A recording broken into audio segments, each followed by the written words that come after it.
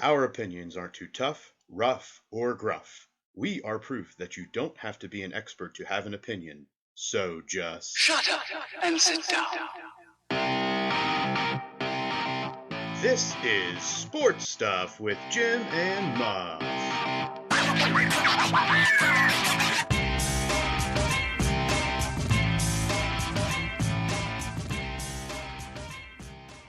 This is Sports Stuff with Jim and Muff.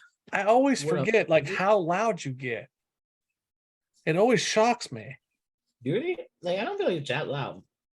I always have him up in our pre thing Mm-hmm. so that I can hear him, and then he just comes in strong. Turn down that snare in your headphones, Jim. I'm telling you, Maybe it's because I don't have headphones in. Muff right in your eardrums. I'm telling you. That's it. Hey, that's what you always want, right? This is Monday, June 20th, 2022. And we are coming off Muff just killed me. US Twice. Open weekend. We're coming off of Alex and Georgia weekend. Yes, that's why I'm eating my dinner. Sorry. We're coming off Father's Day weekend. Shout Yes, out Father's Day, Jim. Happy Thank you. Father's Day. Thank you. We're coming off Juneteenth weekend. We are. Yeah. That's cool stuff. Yeah. West Virginia Day's coming up. West Virginia Day is Monday or Tuesday, Alex? Monday, I believe. I believe it is Monday, as in today, June 20th. All right. Happy West Virginia Day. Happy West Virginia Day, seceding from the other state of Virginia. Alex, how upset do you get, real talk, when people still think that West Virginia is part of Virginia? Very. I mean, it's just literally an entire different state. And at this point, I mean, it's been a while. So, like, It's been a while. if it happened last year and you're still making mistakes, okay. Well, let's grow up, people. It's a real state. Grow up. I mean, Virginia doesn't want to claim it anyway. So They actually actively tried not to claim it. right. The breakup was our choice, okay? And they're okay with it. It was them, not us. Uh-huh.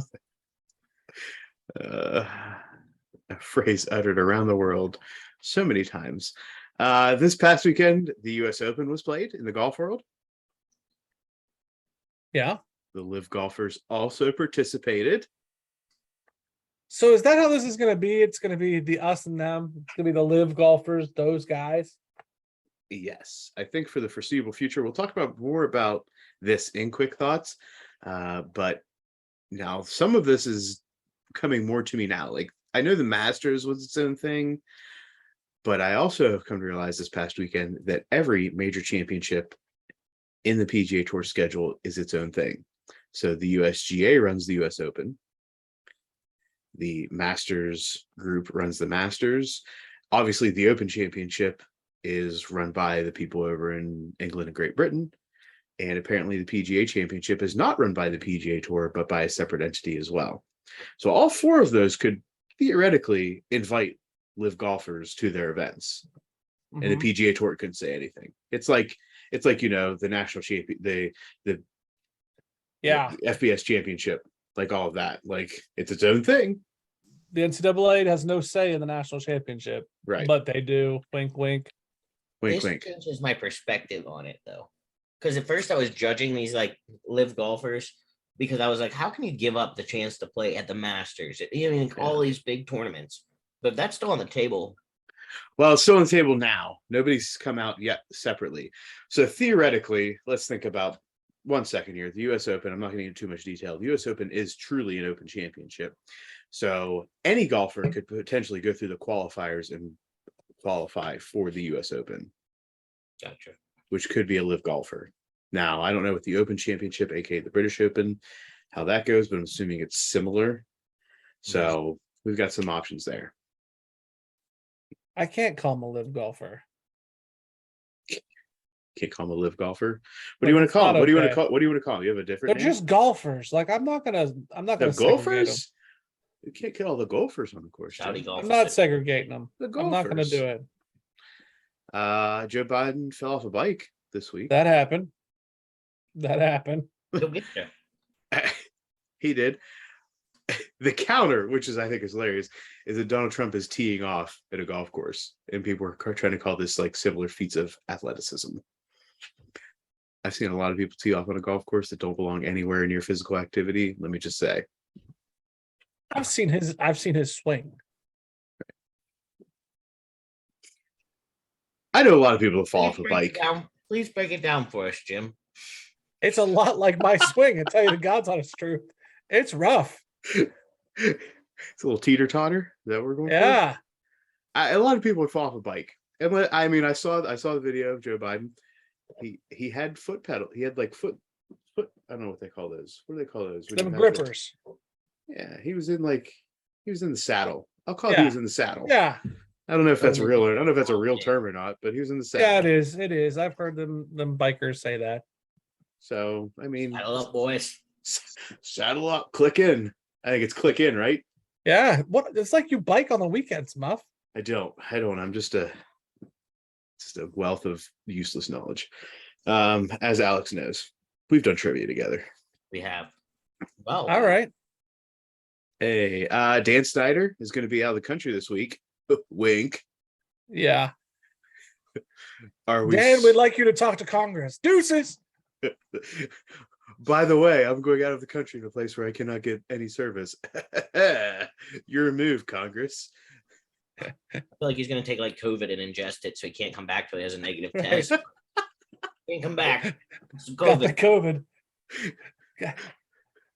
All right, you've recovered from COVID. What next? Monkeypox. I have the monkeypox. Oh, watch out what you say, Jim. It's not a politically correct term anymore. Is it really not? It's a conversation. That's all I'm going to say. It's on the news that way. It's a conversation, Jim. Give it Jeez. a Google. Man, I did not know that. I apologize if I've offended anybody.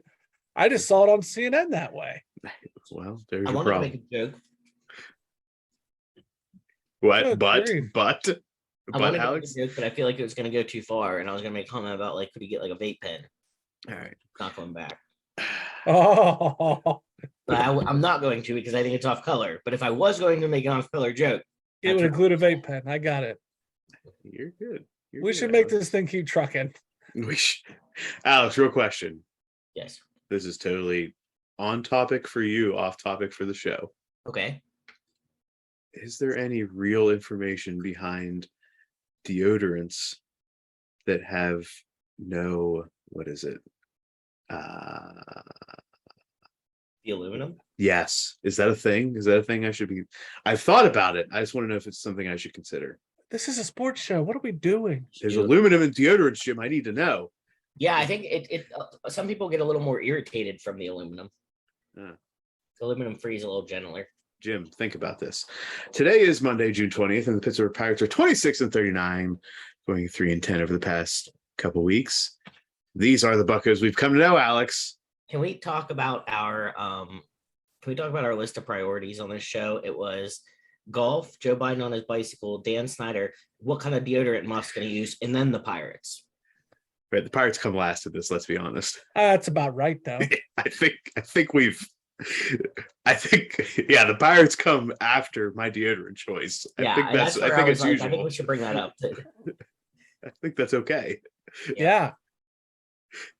I mean, if my health is potentially being, compromised by the deodorant choice, then I want to know that before I care about the Pirates. In sports. Yeah, I mean, like Muff deodorant. that's it. Be sure to follow us at Sports Jim Muff on Instagram and Twitter. Sports Stuff with Jim and Muff on Facebook and YouTube. Subscribe, comment, rate, review. What are there other things people should do? Action words, Jim. Get the bell on. That's the subscribe. Got it. Download. Listen. No, get the bell on is like for notifications, right? I Yeah. think that's subscribing in YouTube world. Yeah. No? I thought we were talking about Twitter. See. Happy Father's Day. Happy Father's Day. Which brings us right into Jim. The off season. That was really close. You got a turtle poking out there, buddy? Man, like the left eye is starting to twitch with those. It's getting good. We'll see if the order of this could be a little out of tune. No, So I let's- kind of made it okay. I kind of made sure we're on track with this. All right. Well, first off, whether or not it's most important or not, I think it's pretty important. Little Caesars replaces Pizza Hut as the official pizza sponsor of the NFL. Officially, someone can out pizza the Hut. So this brings me to a topic I gotta ask. Yep. What pizza should be the pizza of this show? Ooh, Not Little Caesars. yeah, I think Because we're they're not ever hot already. And Hey. we've all worked Good one, Alex. Good one. we've all worked at an institution where Domino's was the only pizza we had. I refuse to Yes, make Domino's a sponsor of our show. I agree. Domino's like for 30 minutes or less. And I'm out here in Columbus, and just so you all know, DeCarlos is going to have a franchise or going to have a place out here in Columbus. DeCarlos would be my pick, but I'm But see, now we got to decide which DeCarlos it is. Well, Is it there's GDs? there's no EGD. But okay, then are we Patsy's? That's what I'm saying. Like if it's EGD, It's are still we EG EGD or it's are we still EG Patsy's? It's still EGD though. For those of you who don't know, that means Elm Grove, West Virginia, DeCarlos. DeCarlos, Right. now known as Patsy's Pizza because money. But if you Things. ask anyone around here, Elm Grove, It's DeCarlos. EGDs. It's still EGDs. Or I got an argument. Steubenville, DeCarlos is better. That sounds like a garbage. No, like- it's an argument at somebody at this conference I was at from Steubenville. Again, sounds like a garbage argument. Yeah. That person can come on the show and argue with me if they really want to. So what is the pizza of our chef? I would say EGD seems like a solid number one right now. And Uh-huh. if we're going outside of the DeCarlo's realm, Yep. and we're going to stay with the local flavor, which is what we've done, I'm going to go with De Felice. I'm actually a fan of the De Felice Brothers Yep. pizza. I second that motion. I'm a D Felice. If I'm not a DeCarlos fan, I'm gonna get blasted. I do not like DeCarlos. Melt the damn cheese. Give me D Felice. Blasphemy. Alex, I can go with De Felice. is De Felice like your number two? Yeah. Yeah, De Felice is like a nice treat every once in a while. I don't usually like go out of my way to get it, but like you'll be somewhere and it's like, oh yeah, that's pretty good. And that's us. Alright. We're like a nice surprise. You're not expecting it, and then here we are, and wow, that was pretty good. Here we are. Hi, If everybody. D Felice has a Twitter, we need to get at them. All Uh, right. So last question on this pizza topic. Yep. If gun to your head, Pizza Hut or Little Caesars? Pizza Hut. Pizza Hut. The Hut. The Hut. I mean, Little Caesars would be at the bottom of the barrel for me. Little Caesars is like the sheets of pizza. Absolutely. You get it because it's available and it's quick Yeah. and easy. Now Yep. I will say thin crust. If you're gonna get Little Caesars, get the thin crust. No. See, now we're gonna have a whole nother argument. What's that thick pizza that they got? The deep dish. Oh, buddy. If I'm I'm- doing Little Caesars, Wasn't it last week I said 7-Eleven pizza's bad? Yes, you did. Yeah. 7-Eleven pizza. That a Little Caesars would pick my pick if it was Little Caesars for 7-Eleven.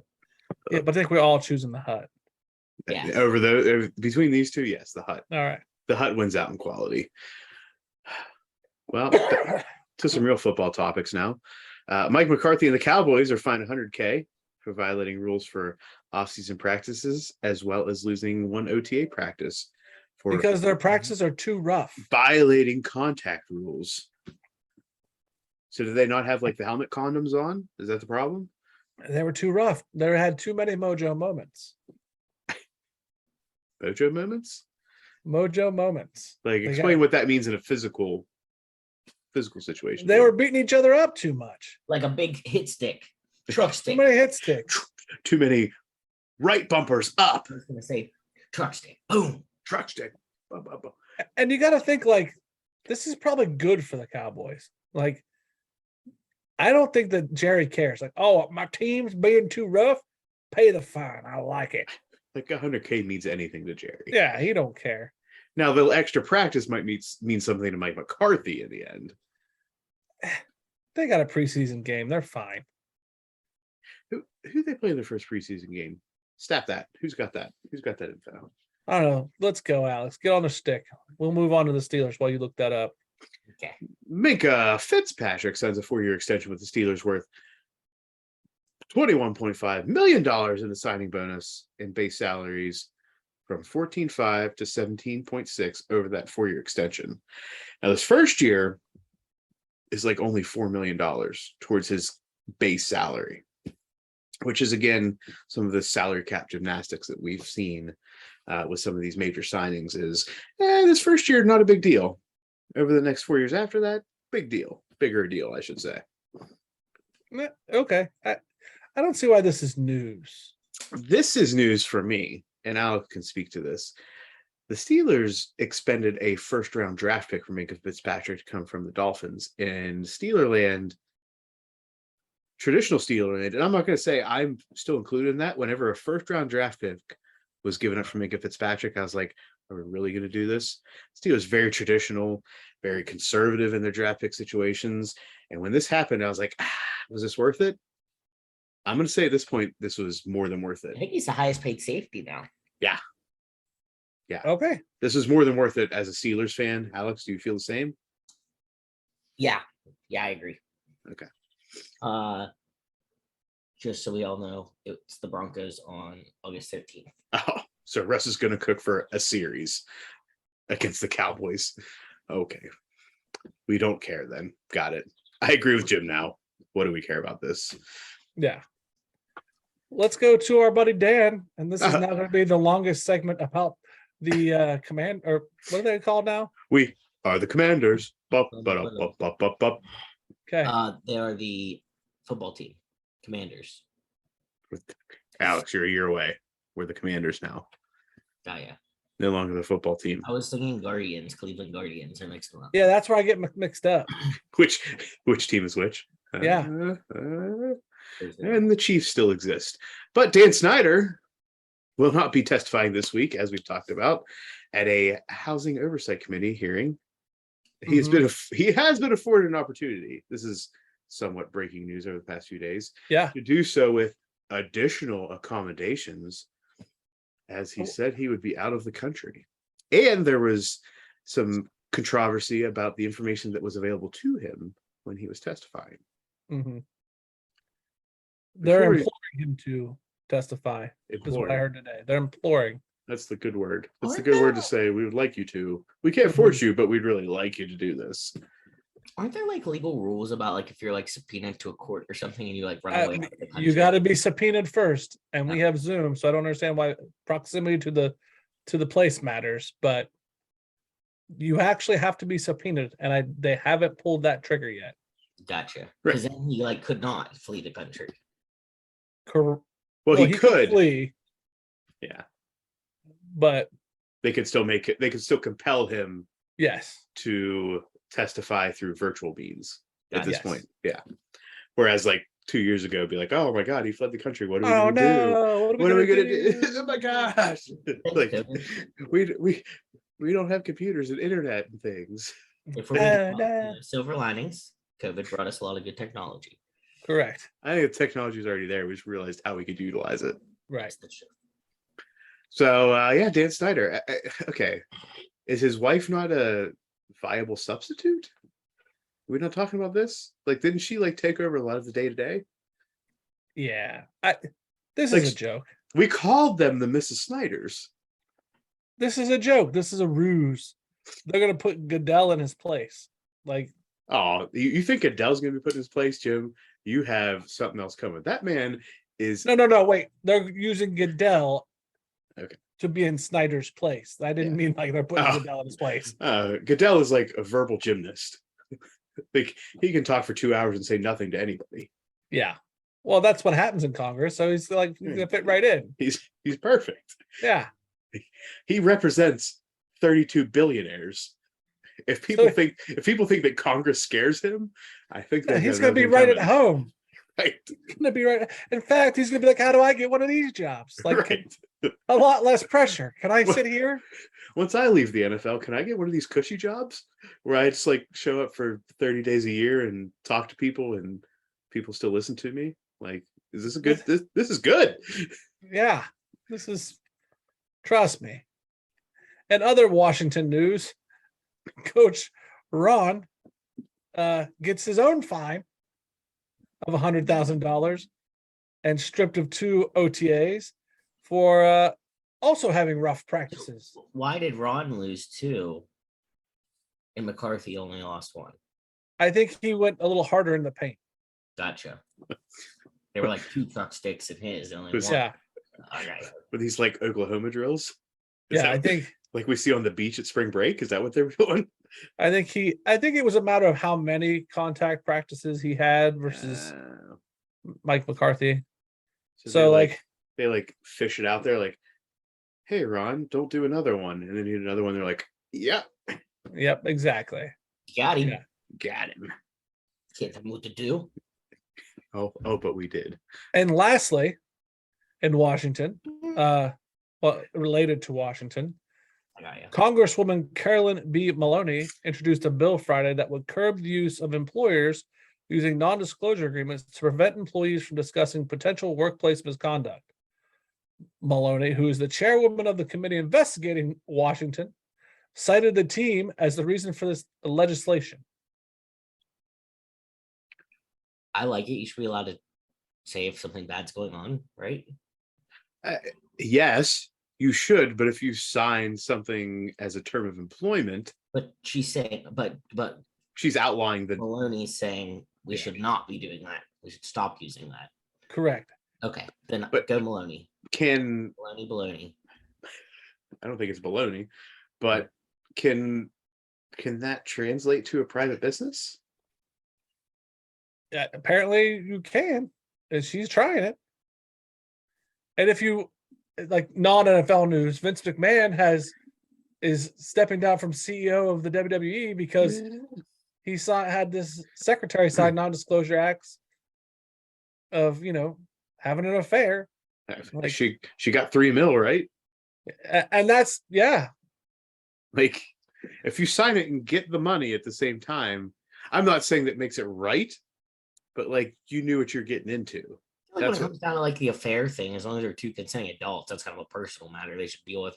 Right. I I guess I agree with Alex. I mean, and I think this is where like Maloney's coming saying the practice of even having these is bad because essentially you're saying, yeah, we know bad things are going to happen, so we're going to use this as part of our everyday practice. well, and there's a difference too between like sexual harassment and an affair between 2 consenting adults. I'm not saying that I agree with having an affair, but I think that when it comes to what's right and wrong, harassing someone, wrong, affair, that's your baggage. I think that there's a fine line that you're walking. Like Deshaun Watson had 24 No. non-disclosure. Wait, I'm not done talking. Okay. Had 24 non-disclosure agreements. He may or may not have done 24 bad things. There's a pattern of behavior. There's a bad pattern of behavior, If and those Vince, agreements still weren't there. if Vince McMahon has 10 others, then maybe I'll have And a he different has at least 3 others. Does he? Yeah, Okay. Well, then maybe it's a different conversation. and But it's are the they- whole. they're not I think suing. they have.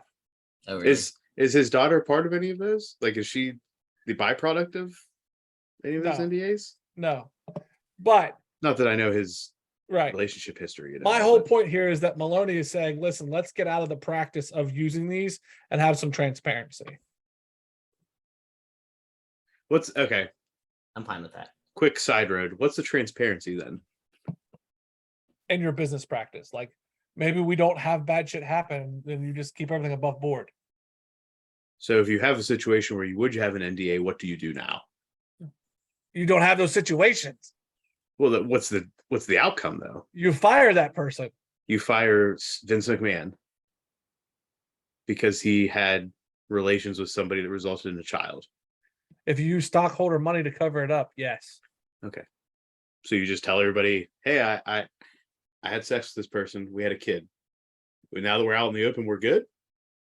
Is that like that's what I don't understand? Like Maybe, things happen, and as Alex said, if there's 2 consenting adults, then But I like think- what do we do? but Just tell the world, and we're like, let's and go. you face the brunt of it. And But I if think- the- Like Jerry Jones. Jerry Jones is in the same situation right now, isn't he? I think the problem comes in, like Jim's talking about, where if they're using the company's money to cover up, like I'm going to give you $300 million or $3 million to not talk about this out of the company's budget, then I have a problem. Now, if it's out of Vince's pocket and he's like, here's my $3 million, you do you, man. And that's why there's an investigation. And Yeah. we're skewing away from the off season, but like that's the general purpose of these NDAs is to like, listen, we did an embarrassing thing that may hurt my reputation. Let's not talk about it. Here's some Sign this. Yeah. And because of this non-disclosure, there's a lot of things we can't disclose, such as how I'm paying you off. Fair enough. Fair enough. Do we think that if this comes to be, there's 31 other billionaires, or 30 at this point, minus Jerry, that are like quivering in their boots? I think there may be some skeletons are rattling. Yes. Okay. And lastly, because we cannot have another discussion about the offseason without the Las Vegas Raiders. Mark Davis donated $1 million to the Uvalde Schools District to help fortify the schools in the area following the shooting at Robb Elementary that very unfortunately killed 19 children and 2 adults. Davis was convinced to make the donation after speaking with former safety Vaughn McElroy, who grew up in Uvalde, Texas. So Mark Davis. here's when I first read Mark Davis donates $1 million to Uvalde School District, I went, wow, Uvalde, Mark Davis, cool. All right. The word fortify in this news article, what exactly does that mean? And I know we don't know, like we got to dig into Like, pay a this. salary Probably for have more. another guard. Yeah, like that's, and Metal so detector. be it. Like, let's find out. But like, I really am interested what the word fortify means, and $1 million from You could do like metal detectors, those locking mechanisms for like the doors, things like that. Sure. Could put more security at entrances, exits. Like, you got to remember, this is a school district. $1 million goes a long way for a school district. Thank you, Muff. Long way Thank for you, a Muff. school. This isn't like the state of Texas or like West Texas. This is a specific school district. There's a Thank you. lot that you could do with $1 million. Yes, and a school that just went through something like that, couldn't we split that like 500,000 to fortify, 500,000 to recover Counseling. from something? Yeah, thank Counseling you. Services for Yeah, just the word fortify and $1 million just seems to really, it's funny to me. A synonym for fortify, right, is bolster. It can bolster a lot of things within the Let's school district. bolster the school district. That would have been better than fortify. Let's continue to support. focus Yeah. on positives. It was a nice gesture. Yeah, Mark Davis. Let's focus on the positive. You're right, Alex. The intention was there to do something good. Van McElroy, kudos to you for going to Mark and saying, "Hey, Mark, let's do something good. Yeah. Hey, we've been doing a lot of bad. Let's do something good. Let's look good for a Try to little turn this karma around. What do you say? bit." Right. Let's not put $1 million towards the light staying on, but do this, Mark. Do this. Mark. Lastly, in the offseason news, Yeah, go. Golden Tate, ex Notre Dame wide receiver, is going to try to play baseball now. Hey. I know you guys were dying for that news. So Golden Tate, my favorite cereal. West Coast League.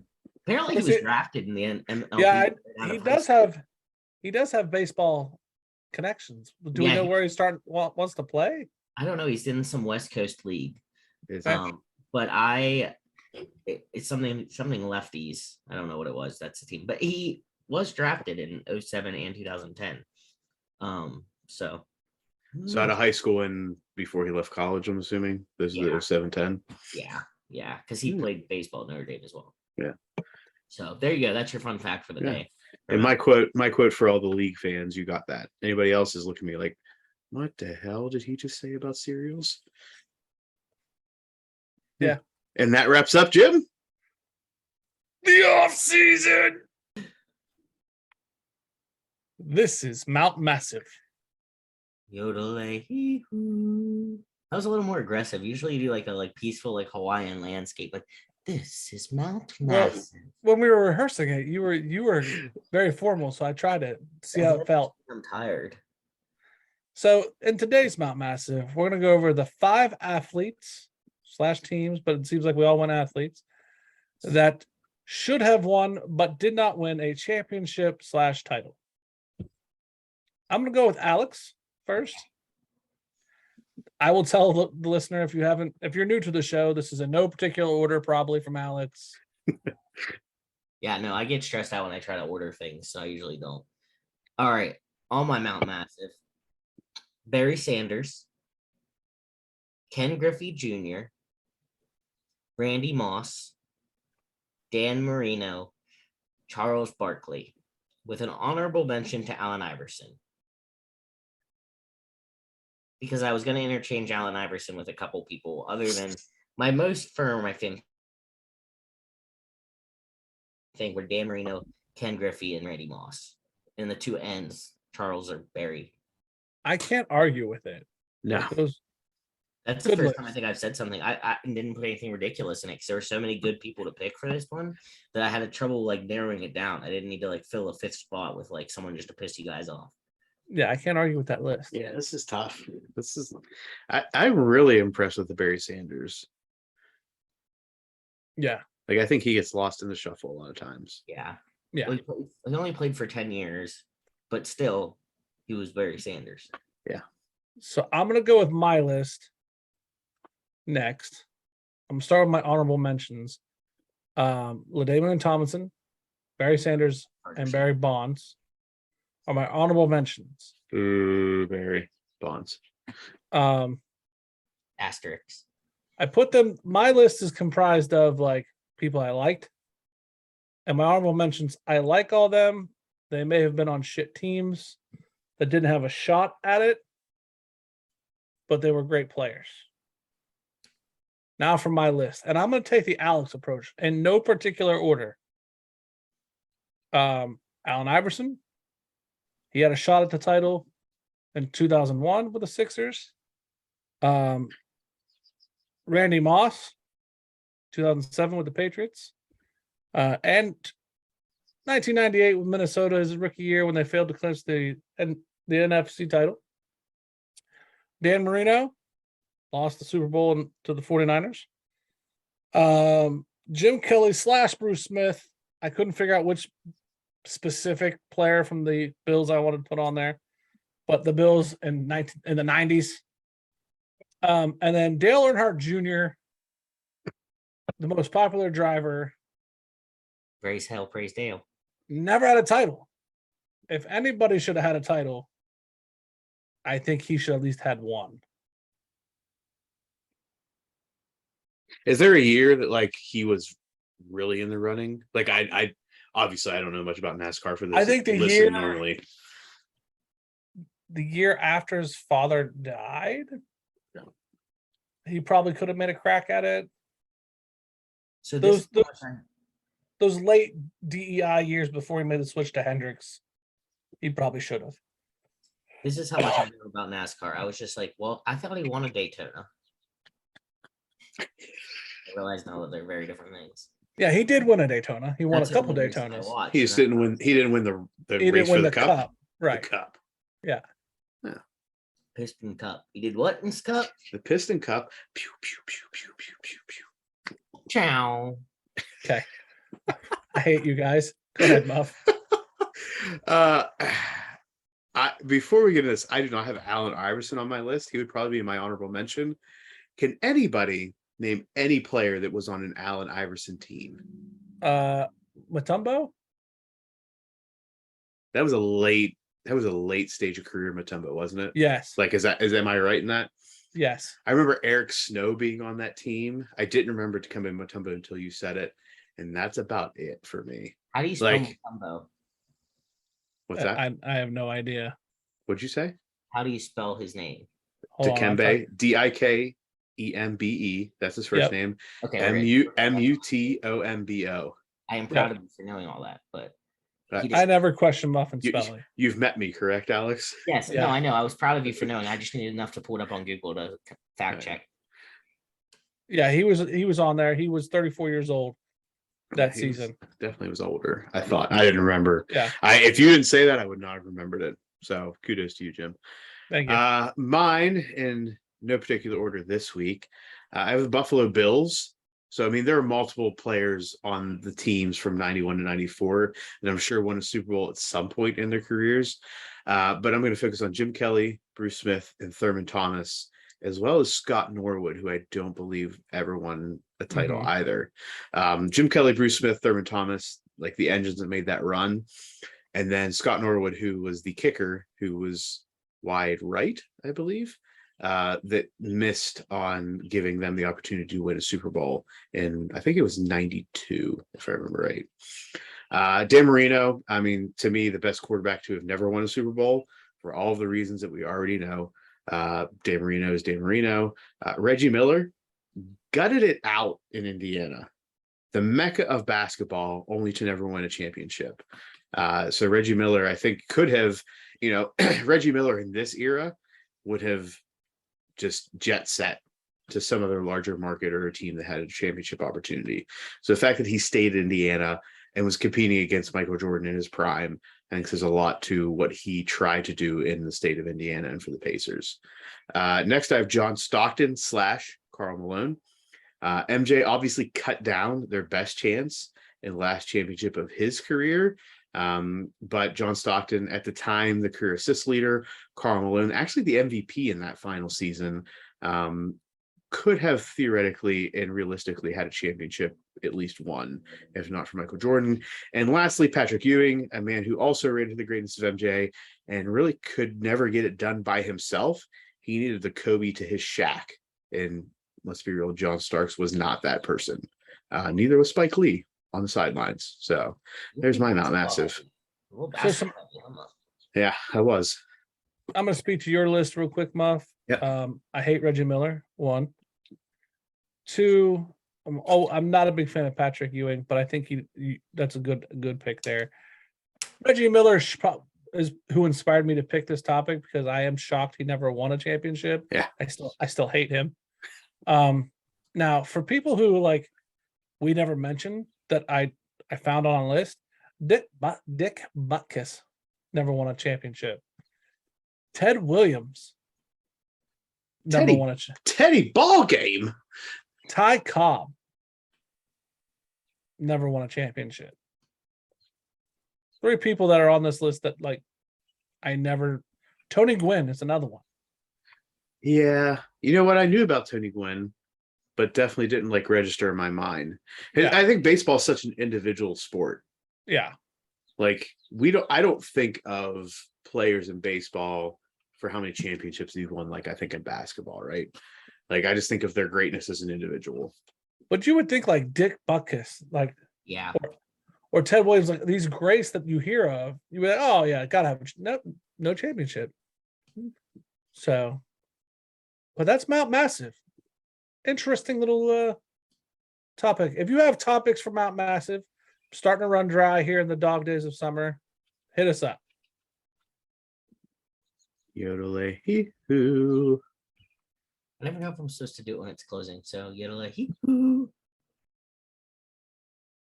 This is Quick Thoughts.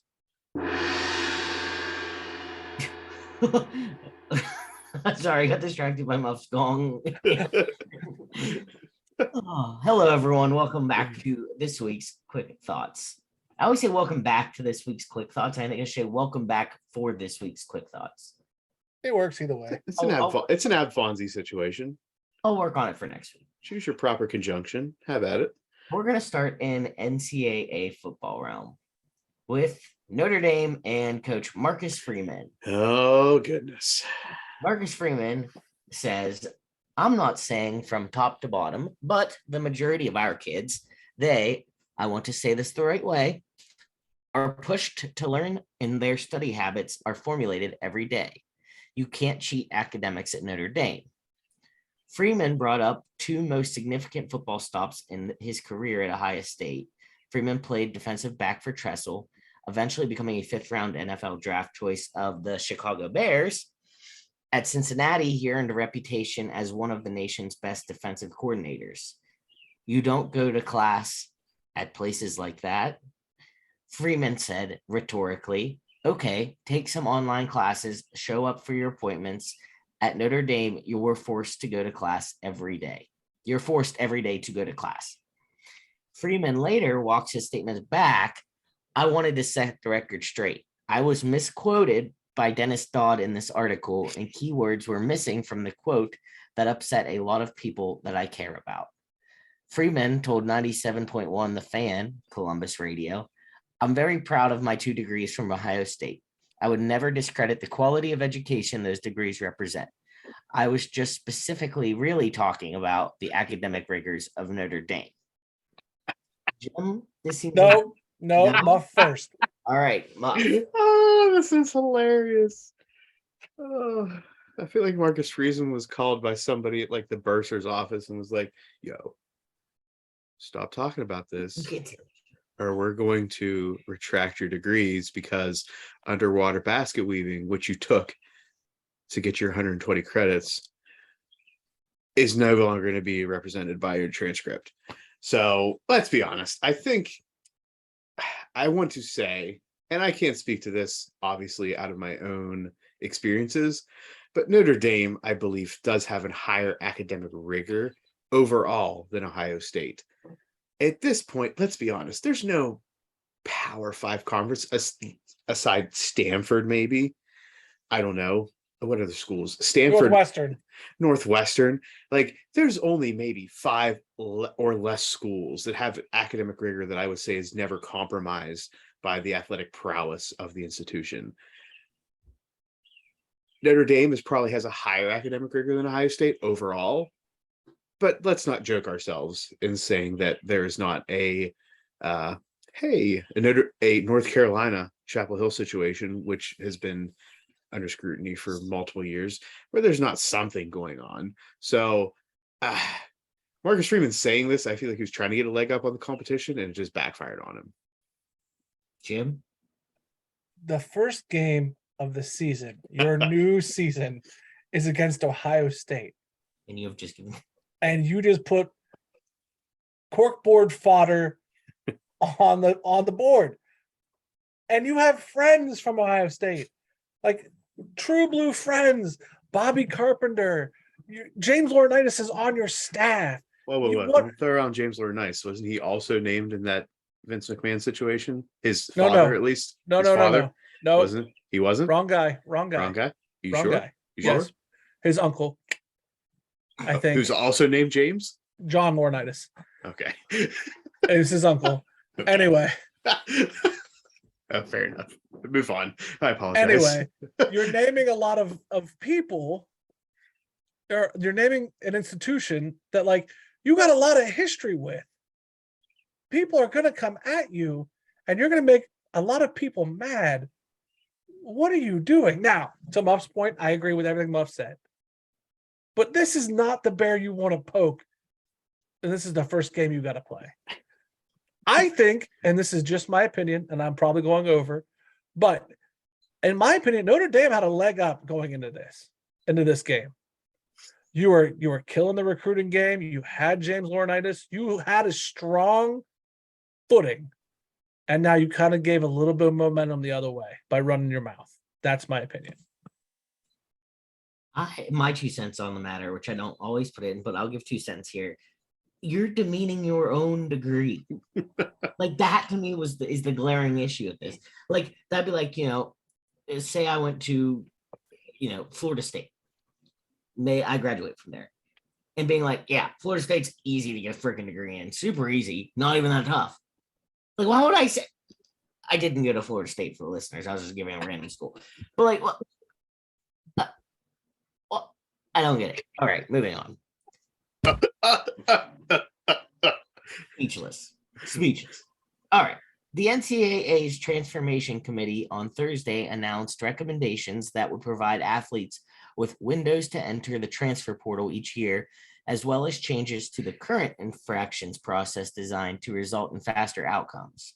The NCAA did not immediately provide information as to what the specific transfer windows would be or how it would hold schools accountable on the receiving end. Jim? Is this not the true blue NCAA at its core? We have a really good idea, guys.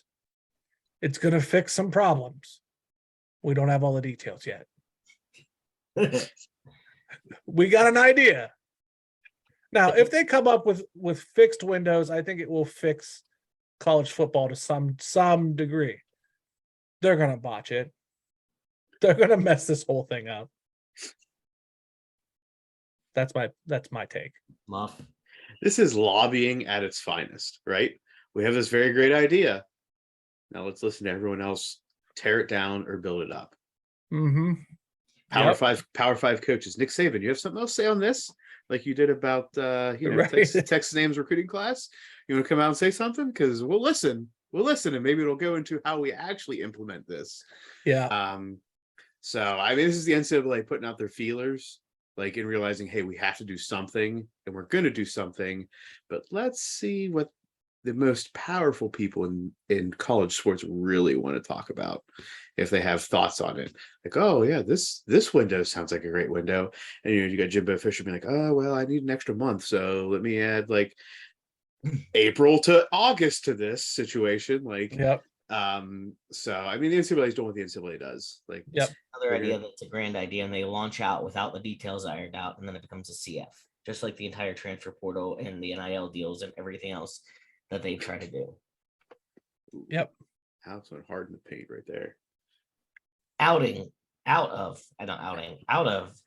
the college football world and into the basketball world, the NBA, the Warriors have Jones. the Celtics in Game 6, 103-90 to become your 2022 NBA champions. Question here. Steph wins the Finals MVP finally.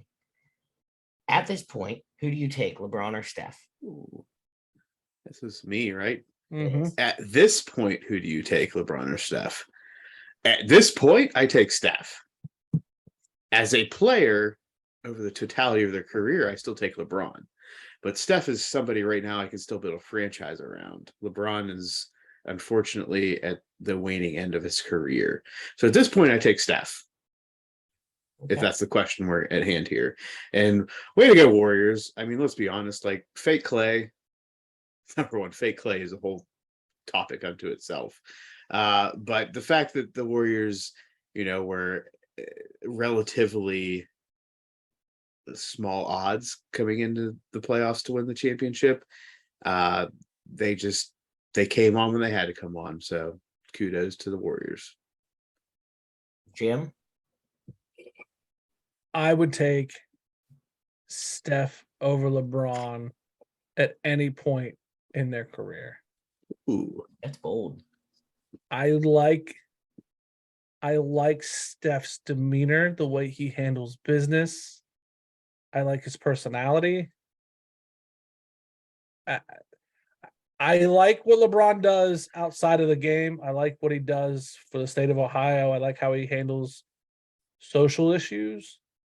But as a player, I like the way Steph handles business. Okay. Fair. You're entitled to your opinion. Keeping with Golden State, the Golden State Warriors assistant coach, Kenny Atkinson, told the Charlotte Hornets that he would not become the team's head coach, as was previously reported. Atkinson will remain with the Warriors as an assistant as they celebrate the 2022 NBA Finals victory and look to defend their title. What's better, to have Steph on the court or Jordan courtside? I think Atkins. No, you took the last one. I don't remember. You did. I think Kenny is making a bad decision. I think to stay an assistant under Kerr, while it's nice to learn and you have all those weapons, to take an opportunity to coach at Charlotte and advance his career and coach for Jordan is a better opportunity. Muff? I disagree. I feel like that Kenny Atkinson staying with Golden State is, I think, more of is speaking more to the opportunity he may have at Golden State post Kerr. At this point, what does Kerr have left to prove? As long as Steph's there, I mean, yeah, they have a chance. They're competing every year. As long as Clay's there, they compete every year. As long as Draymond's there. I mean, as much as shit as Draymond got in this final series, as long as that core is still around, they still have an opportunity. And I just feel like Kerr's ready to get out. Like, what does he have? 6, 7 championships as a player and a coach right now. What else does he have to prove? Man, I think Kenny Atkinson may be next in line. I've never disagreed with you. It's been a while since I've disagreed with you hard. I think this Kerr, as long as he's got Clay and Steph, he's going to sit there and build a dynasty until he can't do it anymore. Anything else? I have no additional rebuttal. No. Okay. We're going to move on. I think it's just because Muff's excited because he knows that our next topic is golf. The US Open. Yeah. The US Open is played at the Country Club in Brookline, Massachusetts. The US Open welcomed players from across the world and from Live Golf for the Open Championship. It was a grind of a weekend, and the winner was ultimately Matthew Fitzpatrick, almost being forced to play a playoff against William Zalatoris on the 72nd hole. Fitzpatrick becomes the second golfer ever to win an amateur and US Open on the same course, joining Jack Nicklaus. Do we think the Live Golf drama is positive for professional golf overall? Muff. First off, the fact that the original pretentious assholes, aka the people from Massachusetts, are calling this golf course the Country Club speaks only directly to people from Columbus, Ohio, aka Jim, who use articles in front of things that they do. So the pretentious assholes from Columbus, Ohio, are only that pretenders. Speaking to the question at hand, Live Golf drama is good for the PGA Tour and golf in the short term. Long term, I think it's going to create more issues and concern for how we cover golf, right? Because everything around the PGA Tour is centered around US media and the US media train, which backs up, especially the East Coast, the money behind the PGA Tour. These crazy contracts are not going to extend over to Saudi Arabia unless they represent now a new media entity that's going to put a lot of money into that situation. So short term, Live Golf is good because we're talking about it. Long term, Live Golf, unless they can put something behind the media train, is not going to benefit professional golf. But congrats to Matthew Fitzpatrick. Again, joins the great, the bear, Jack Nicklaus, who won his amateur and his US Open at Pebble Beach. So hopefully this is good things to come from Matthew Fitzpatrick. Jim? I think it depends on the product they put out. I'm going to ignore Muff's pretentious statements. I think it depends on the product that Live Golf puts out. If it's boring, if it's a walk away, no playoffs, if it's shit golf, like, it's going to do nothing for nobody. If it's riveting golf and we can see it and it's available for us to watch, it could put some pressure on the PGA, and it could be a thing. It's just like any other competition. The XFL, the AEW for wrestling, anything that's worth watching and can put eyes on the screen can create competition. I don't know that it will. I think if it steals golfers and creates more opportunities for payouts in the PGA, maybe. But if it's trash in the long term and nobody's watching, no, it's not going to do anything. It's just going to flop. Okay. Any rebuttal, Muff? I'm so upset that he did not speak to the pretentious asshole comment. Sorry. I will continue on in the golf world. On Saturday, number 5 golfer in the world, Justin Thomas, was introduced as Justin Thompson. Then, after opening with 3 pars, Thomas's ball found the fairway on number 4, one of the toughest holes on the golf course. It came to rest a few inches away from a water drain, a spot where players normally get relief. Thomas did not.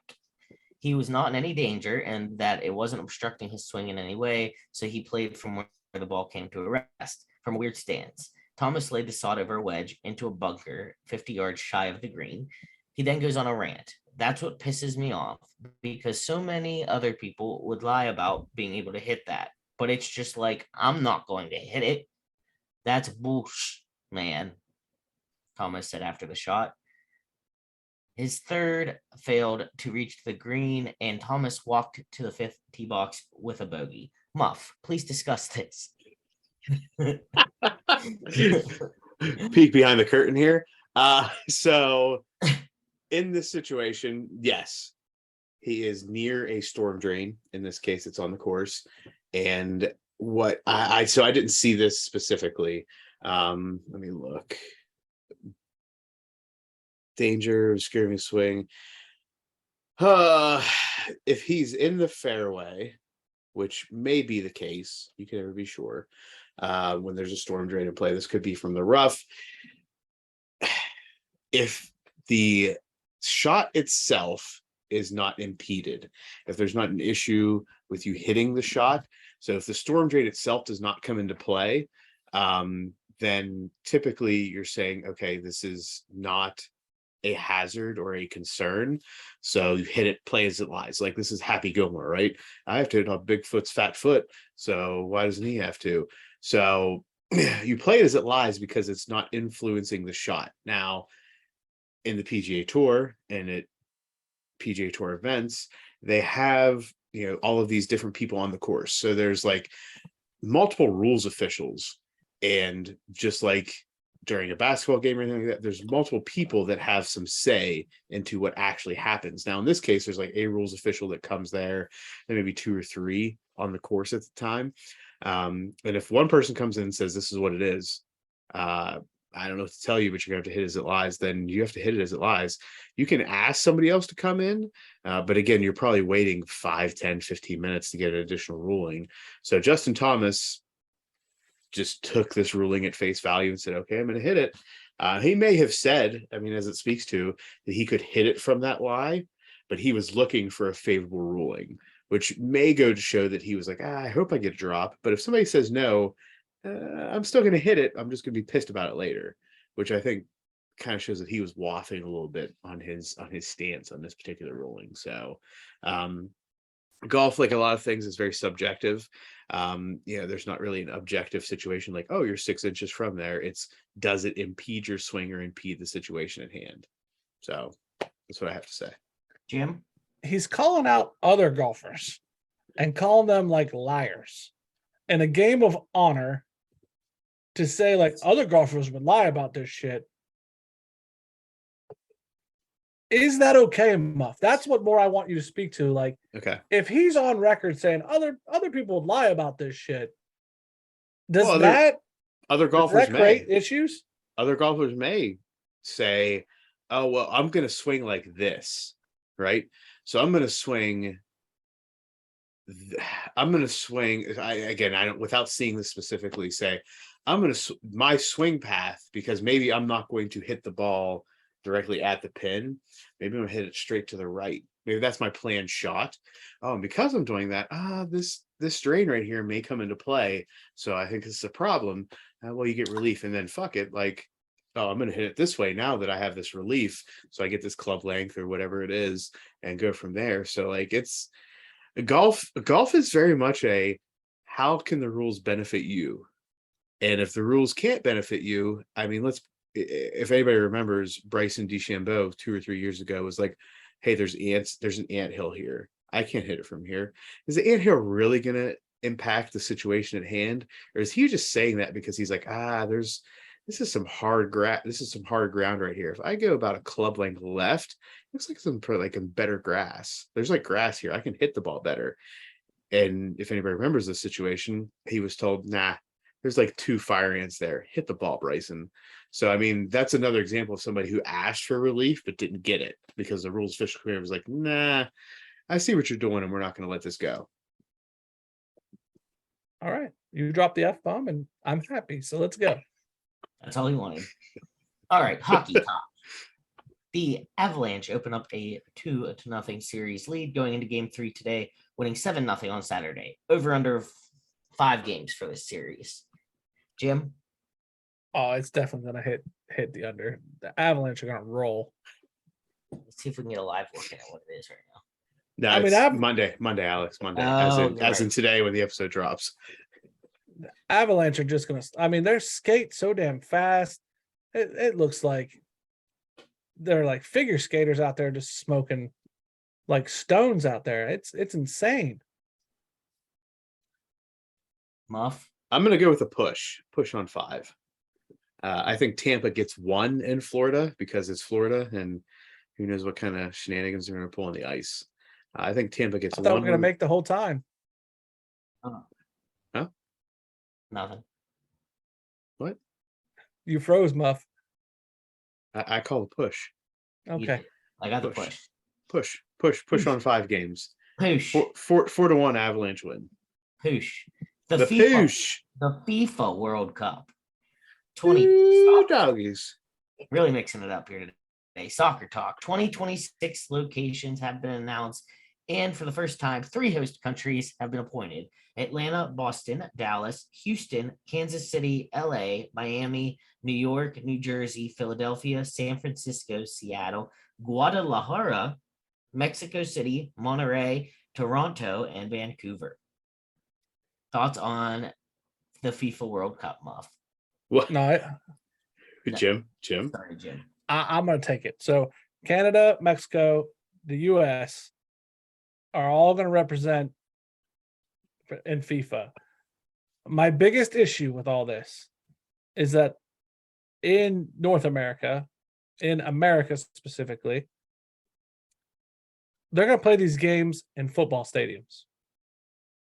They're not going to play them in the soccer stadiums we have built. They're going to play them in big ass expensive football stadiums. It's going to take the intimacy of it away. I don't like it. And it's going to be expensive. And if they think they're going to pack them, I just don't see it. I just don't see us packing all of Dallas Cowboy Stadium for the soccer game. It's going to be kind of embarrassing. Fair. Muff? There's only one time where Americans get pumped about soccer, and that's the World Cup. So they may be able to put it in a 5,000 to 10,000 person intimate stadium, but when they can get 15 to 20 in there in Jerry World, best believe they're going to get those extra ticket prices, those ticket revenues coming in. Even if it's only an extra 5 to 10 grand worth of people at $100 a clip, guess what? That brings the dinero, as the people south of the border say. So pesos, dinero? Anybody know? I don't know, Muff, but I don't think you should speak on it. I don't want to be super ignorant on this, so somebody fact check me there. I know dinero is like a Spanish term, yeah. Says the French major. I was French minor. Oh, my fault. The francs, or the euros now. But this is good for North America. This is good for North American soccer. I have a feeling that we're not going to hear 5 years from now that, you know, there was this huge payoff to get the World Cup to North America. I feel like this is like the safe choice. Let's not put it in Qatar. Let's not put it in like Saudi Arabia. Let's take it to North America, where we've got like all 3 countries comprising this, including America with the United States is what it is, and Canada. It's like Canada, yeah, we can put we'll take Canada in there, and then we'll put South America in there. We'll take Mexico, yeah, let's get them in there. I think this is just a win-win for everybody. That's soccer. That's soccer. That wraps it up for the year. Hold on, anybody doing fact checking on me? No, we're just gonna keep trucking. That's unfortunate. I'm gonna look this up while you guys are talking about baseball. Jim's not going to talk about baseball with me. Oh, I am. MLB. Encarnacion was a different player, I think. And I'm just gonna let you roll with it. Sorry, I got distracted by myself. Gerard Encarnacion made a spectacular major league debut with a go-ahead seventh inning grand slam for his first hit, and also threw out a runner at third base from right field, lifting the Miami Marlins over the New York Mets 6-2 on Sunday. A 24-year-old who started with the Marlins in the Dominican Summer League in 2016, Encarnacion became the first player since at least 1901 with a grand slam and an outfield assist in his debut. He also had a stolen base in the ninth inning. Thoughts on his performance? I think this is fantastic. This is the kind of shit I like about baseball. This is a good day for this kid. I love it. Good. I like that. I like the attitude on that one, Muff or Jim. Muff, what's your thoughts? Is what I meant to say. Sorry, I'm very tired. I did correct myself correctly. It is the peso in Old Mexico. The dinero is Spanish, so I apologize for any of our south of the border folks listening. Tweet at me later, give me hell if you want. To this specific topic, Harar Encarnacion, a great job, and this is just another blip on the 162 game radar of the MLB. This is a fantastic accomplishment for this young man. We will see what happens for the rest of the season, for the rest of his career, but nobody can take this from him on this day. Good deal. Good deal. One last baseball topic, and this one hits near and dear to at least two of our hearts. Jack Sawinski hits his third homer of the game in the ninth inning, giving the Pirates a 4-3 walk-off victory over the Giants to avoid a 3-game sweep. He's the first rookie in Major League history to have a 3-homer game that included a walk-off home run. I'm pumped about it. I mean, we have a couple. Sorry, I'm going to take over for a little bit. We have, what's his name? Swaggerty, Sawinski, and Mitchell. 3 great rookies. This is your chance, Pirates. I'm imploring you. Please, hold on to these folks. Develop a team that's good. Okay, now, Muff, you can go ahead if you want. Unfortunately, on August 20th, in the year of our Lord 2022, Jack Sawinski was traded to the Yankees for 2 first-round draft picks. That is the crystal ball coming into play. Muffnack speaks. This is Muffnack. This may be Muffnack channeling me in this particular episode. But great. Again, this is a very, very great individual accomplishment. I hope that this turns into something more for this young man, and I hope that he gets paid all the money he is able to make in his MLB career. But he probably won't be with the Pirates. He is alas playing for the Pirates right now, and I apologize to him for being drafted into such a shite franchise. I hope you get somewhere else and get paid. I think that covers it. I think you guys did a great job. Did we do it for you? Yeah. Well, that racks up. I'm really tired, guys. That finishes quick thoughts. Is there a winner? Is there a loser? Did we do anything? We're all winners because we made it. That's true. That does wrap up Quick Thoughts, and it does wrap up this week's episode of Sports Stuff with Jim and Muff. As a reminder, you can always follow us at Sports Jim Muff on Instagram and Twitter, Sports Stuff W/Jim Ampersand Muff on Facebook, on YouTube. You can catch all of our clips, things, otherwise, outtakes. This week, we will have Alex, we will have the Rough and Rowdy recap on the YouTube channel. I'm ready for it.